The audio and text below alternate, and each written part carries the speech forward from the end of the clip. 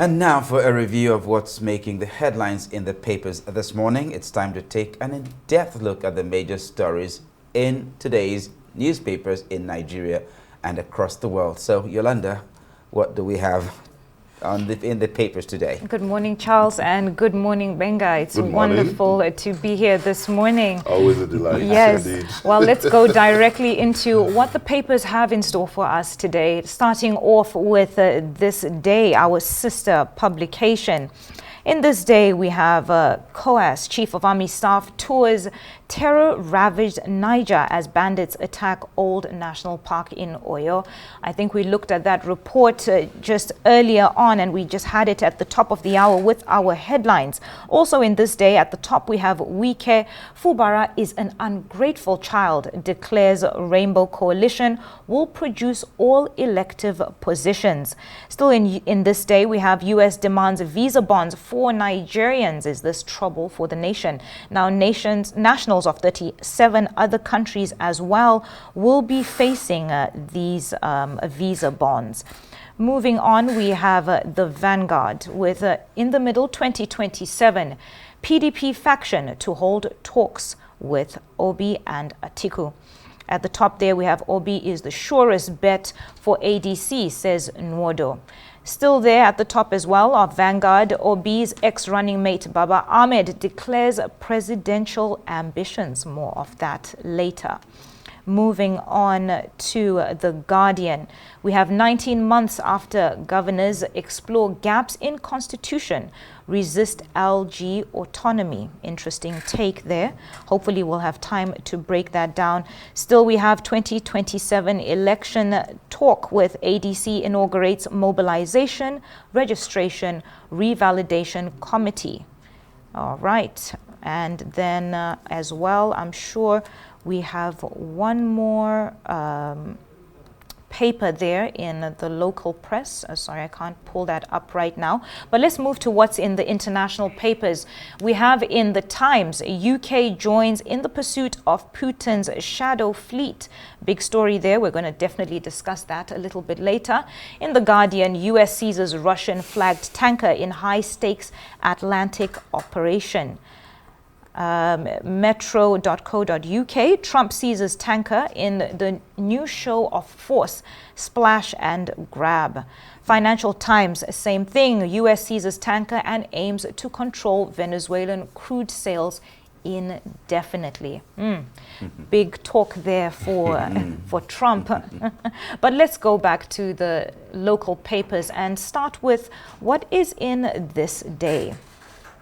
Now, Charles, I would like to bring you here with the story that's on the front page. And it says, Chief of Army Staff tours terror-ravaged Niger State as bandits attack old national park in Oyo State. Now, from the report that we took earlier, 5 officials have been killed when armed men attacked the National Park office in Oyo State. Now, this incident occurred at about 9 p.m. and this happened on Tuesday. Oyo State Police Command confirmed the attack. Now, Charles, we seem to be a long way from achieving security in the nation. I mean, I believe what was responded here was that there's been a deployment of additional intelligence operatives alongside tactical teams and mobile personnel. But I'm interested in knowing what your take is about this. You know, deployment of intelligence and tactical teams after the fact of the matter. I mean, that smacks of lack of strategic thinking, especially in areas of high security vulnerability. The task of the forest rangers is actually to protect the communities and the forest and clear them of bandits and bandit activity. That's why the forest rangers were established in the first place. This time around, the forest rangers appear to be on the back foot. You know, that looks to me like some sort of reprisal attacks, more like you are there to prevent our activities, you are there to attack us, you are there to flush us out. So let's test our strength against yours. So that kind of attack is what you describe as a smash and grab. You know, and run. Something like that. Now, the police have spoken out and actually said that preliminary reports indicate that the attackers were about 12 in number, and they emerged from adjoining bushes. Exactly. And they opened sporadic gunfire on the Rangers' office before they fled. Absolutely. That's the point I'm making, that it is the Rangers who are actually supposed to be going after the attackers. That's right. That is their job. That's the reason why they were set up in the first place. They are the ones who are now under siege. So can you imagine the irony? So, okay, fine. So time to employ the tactical and intelligence teams, meaning that this time around they feel that they are outnumbered and outgunned, so they have to also recourse to the routine regular security services for armed tactical and intelligence support. So it means to a large extent that the training of the Rangers probably did not take into consideration the firepower and tactical acumen of the people whose activities they are supposed to curtail. Now, that's that. But at least there is an effort in that part of the country aimed at containing the activities of the bandits. The story also says, and it's also in the other dailies too, that the chief of army staff is there, visited Niger State, yes, where the area, particularly those remote areas, seem to have come under siege. I was in Papiri during the Christmas week. The very next week, bandits attacked the community next to Papiri. That's talking about, excuse me, the name has just slipped me now. Anyway, the bandits attacked the very next community to Papiri. Kaswan Daji, now I remember. Kaswan Daji, and you know what? They took their time. If you look at the footage, rounded up over 40 people, tied their arms behind their backs, and for goodness sake, slaughtered them like sheep.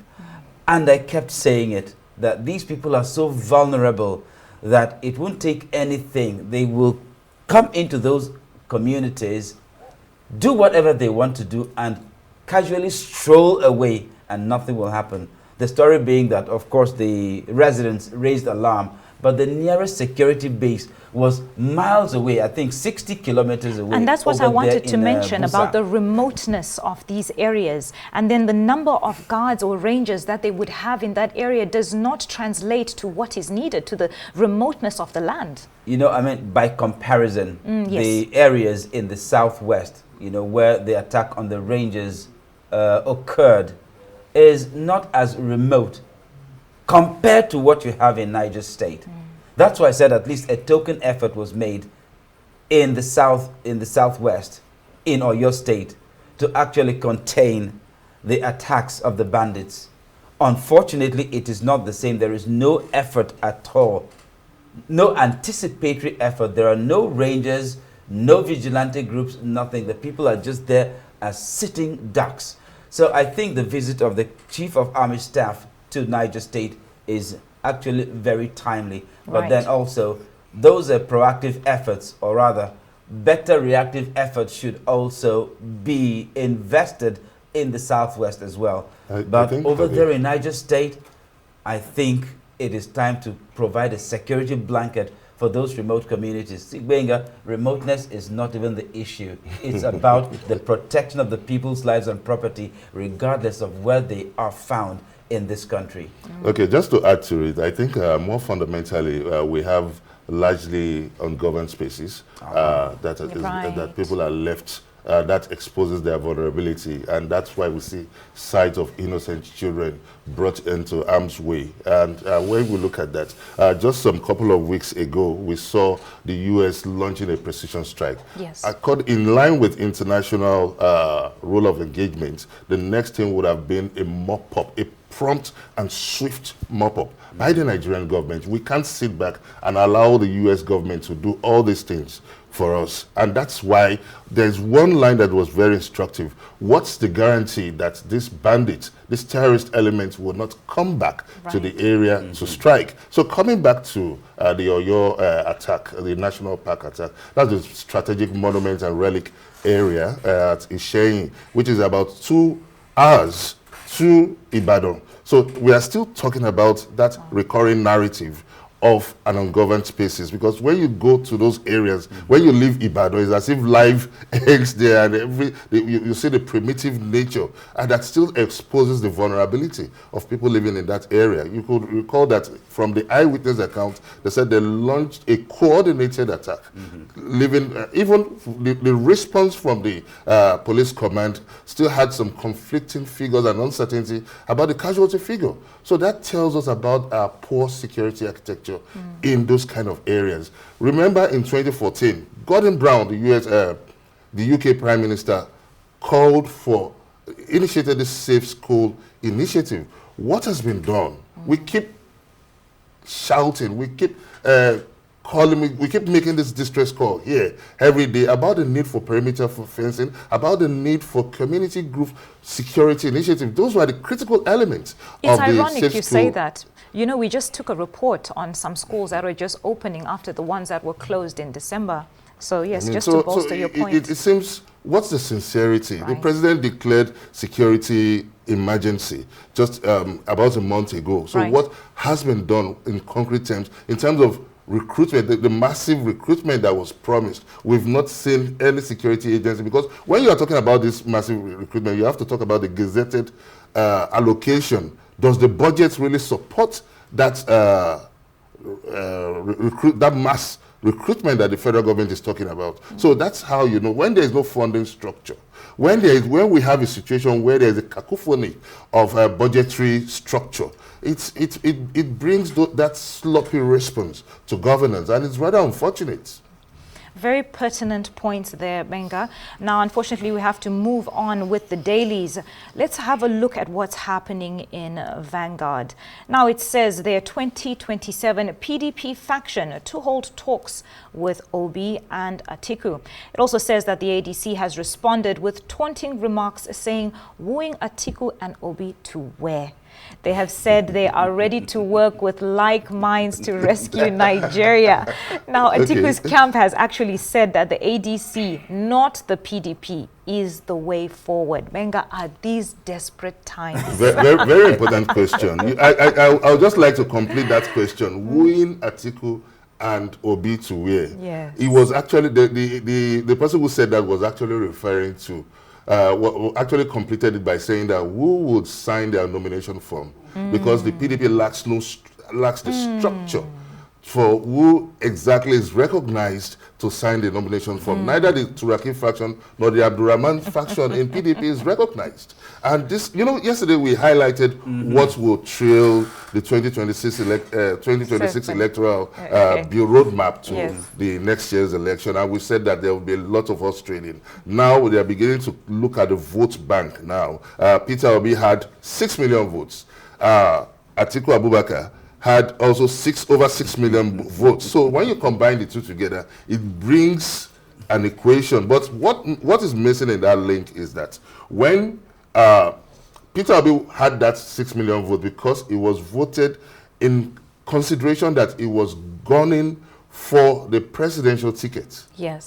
So now merging it together in politics, 1 + 1 would not be 2. Now, Benga, you are presuming that Peter Obi would be tipped to run as Atiku's vice president. What about the other way around? Well, it's one of the possibilities. Well, speaking about... We know that Atiku, who ran for 2007 election, he ran for 2015 election, 2019 election, 2023 election, is an uncompromising hard just line. round it up. You say you're talking about vice Candidates. presidential candidates. Earlier we held a report, and it was in one of the dailies as well, how the vice presidential candidate of the Labour Party of 2023, Dati Baba Ahmed, is also hinting at his wanting to throw his hat in the ring. What do you say about that? That will make a very, very interesting combination. Absolutely. Remember back in 2019, I believe, Atiku Abubakar ran as president. Peter Obi ran on the same ticket as his running mate in the People's Democratic Party. Now, fast forward to 2023, Peter Obi ran as candidate on the platform of the Labour Party, and Dati Baba Ahmed ran as his running mate, as his vice presidential candidate. Now, Dati Baba Ahmed, who ran as, so you know, it's a pattern. Those who ran as vice presidential candidates now came up to run as presidential candidates yes. now. All right, that's the fun side of it, so to say. But I think Nigeria's political space is getting more and more interesting. You know, when we talked about the People's Democratic Party yesterday, when we mentioned them, you know, we actually stuck with one faction, not considering the fact that it's factionalized. Now we have two factions in the PDP. It is one of these factions that seems to want to woo Atiku Abubakar and Peter Obi as you know, its candidate. But you see, that's a party that is factionalized. So yes, are these gentlemen going to be attracted by a party like Benga said lacks, you know, the structures to successfully run a presidential campaign? I mean, they seem to be acting based on hope. You know, the story of President Jonathan actually aligning with one of the factions. I was about to say this. Yes, I was about to say this. The Turaki faction of the People's Democratic Party. Then there's the Abdurrahman faction that's running after Peter Obi and Atiku. I mean, of course, not necessarily in that order. So these are actually very interesting times for the People's Democratic Party. But right now, it is not going to be an attractive proposition for any candidate except one who actually is really, really intrepid. I think it underscores the reality of the political expediency, because now it's obvious that the PDP now, when you look around, you hardly can see any formidable candidate. And what do I mean by formidable candidate? You talk about the war chest. Even though there is a legislation on campaign financing in which the Electoral Act, Section 91 and the Section 225 of the Constitution defines that placing a campaign limit of for presidential candidate and governorship candidate. But in a situation where those who have this proven war chest, the governors have largely defected to the APC. Right. There is a need to search for those who can sponsor other people's candidates, build a formidable structure. And so hence we are saying that kind of rapprochement with Atiku and Obi that have shown a symbolic move more than ever to be as part of ADC. So it's obvious that for you to wrestle against a skillful politician like Bola Tinubu, you need a strong coalition. So I don't know how they intend to do this, but PDP has shown that culture of historical resilience to tackle, to come at the last minute and contest for this space. Now, but very quickly, I'm very interested to find out what your comments are about what Charles and I were just speaking about, this Turaki-led faction with the backing of former President Goodluck Jonathan. Yeah, indeed.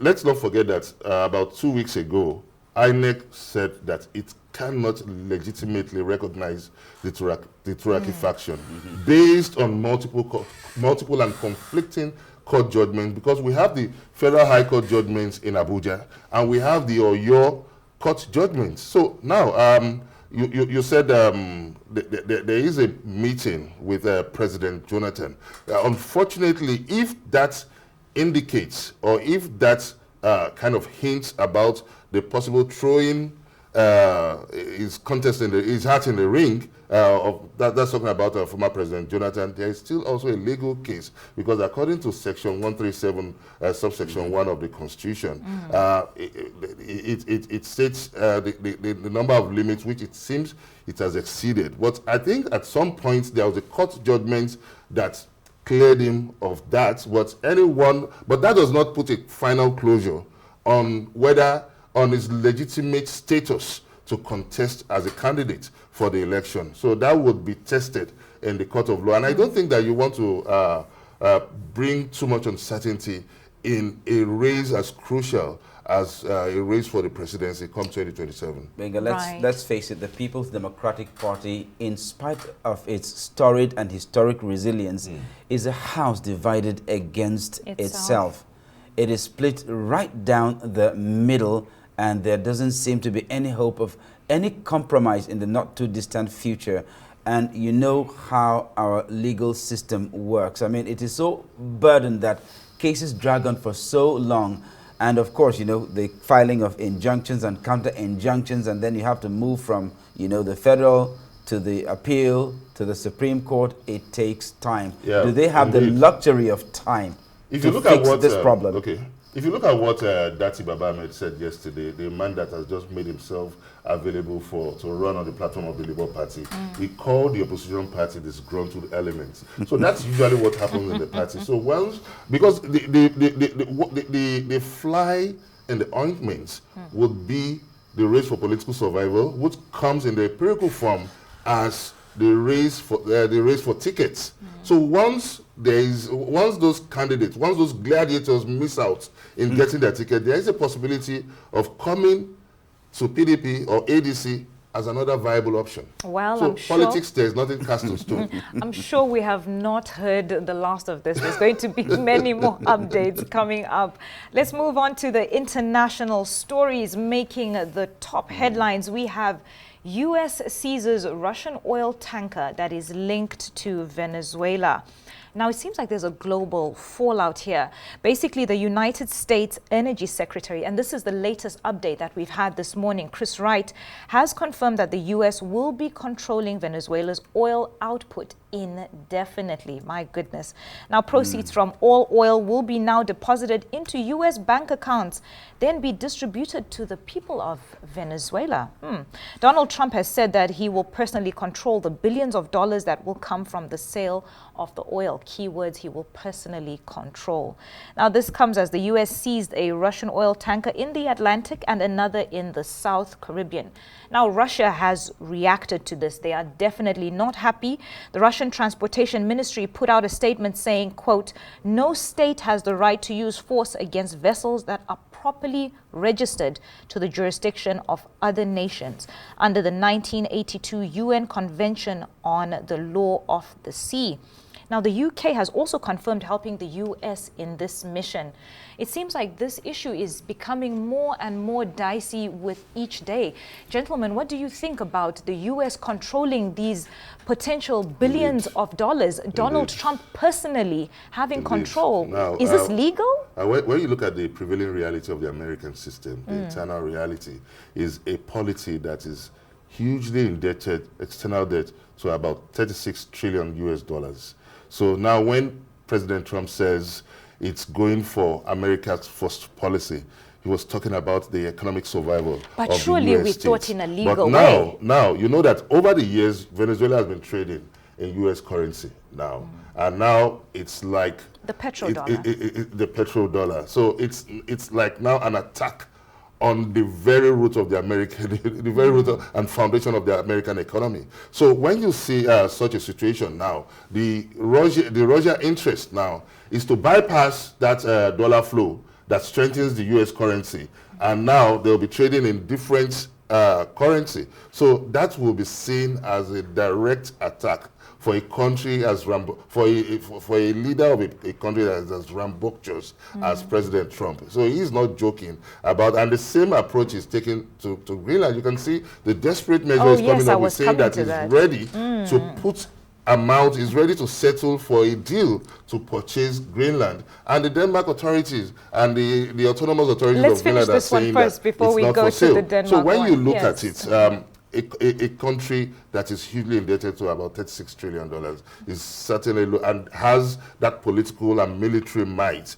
to search for options for its political survival, for its economic survival. It's now in a desperate bid. But Russia is an ally of Venezuela. Let me add this, this point that we're also overlooking. Now that America is involved in Venezuelan oil exports, that has actually now led to a drop in the value of international value of crude oil, dropped by 1.17% from about $60 per barrel to about $56.46 per barrel. Yes, from $60.56 a barrel to $56.46 per barrel. Now you see the multiplier effect is that it is going to affect the Nigeria's budget, which was predicated on about $65 per barrel. Now it has fallen. So the current oil price threatens Nigeria's budget implementation, as it is lower than the 2026 budget benchmark of $64.85 per barrel. That is found in the Guardian newspaper. So, it is actually having what you call a multiplier effect on the global economy. Absolutely. Now, speaking of a multiplying effect, I want to tie in the story that I had just briefly cut you on, Benga, because I wanted to get both your reactions on this U.S. to take over Greenland, because there was also a major update a few hours ago where Denmark says, we are going to shoot first and ask questions later if the U.S. invades. Your comments? Well, rhetorics are quite part of international politics. So you find every... No, because you are talking about the most powerful nation militarily. It depends on the statistics. Some will say Pakistan is also high up there in order. So they know that they are dealing with Trump. So I think that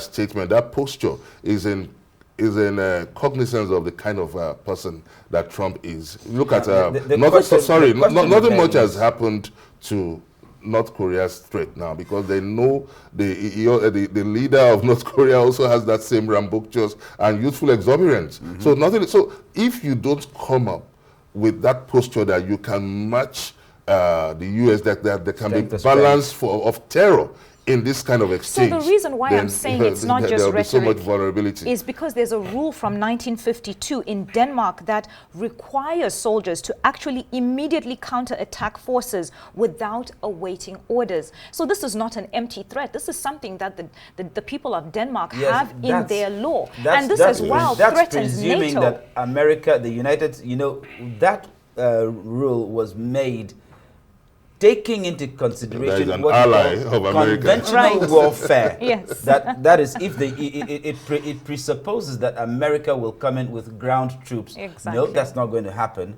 And it's also the architecture of warfare has changed entirely. The drones are there. But you haven't spoken about NATO. NATO is actually saber rattling because it actually believes that they have the might of NATO behind them.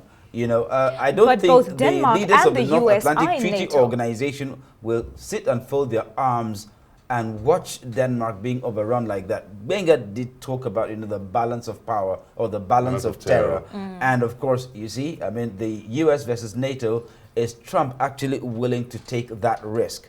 Because it definitely will be a very expensive one. It will it will actually prompt a global shift of alliances. Who knows? NATO might simply shift allegiance to Russia, and then we have...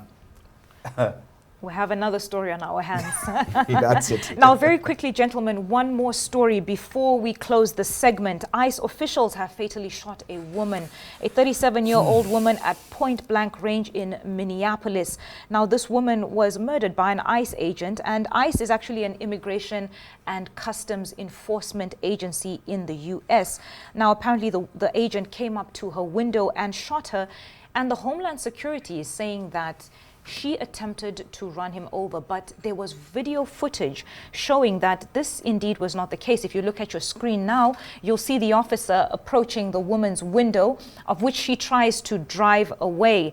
Now, please note that this woman is an American citizen, and when she tries to drive, that's when he opens fire. Very quickly, in less than 30 seconds, any comments you have, gentlemen? Let me yield that to Charles.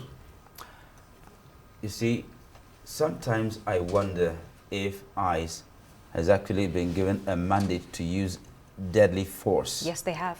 Exactly. So, but then it's when they're under threat. Yes. So when you say you shot a woman through her car window in self-defense, when it is an unarmed woman, or maybe they could make the case that the car she was driving was now her weapon, but still it's not a firearm.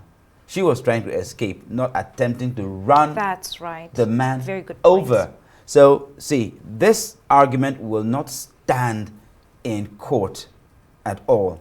The ICE officer was wrong. He committed what you call jungle justice, where it was not even necessary. That was extrajudicial killing, and I'm sure there'll be consequences. Thank you for joining us on the newspaper review this morning.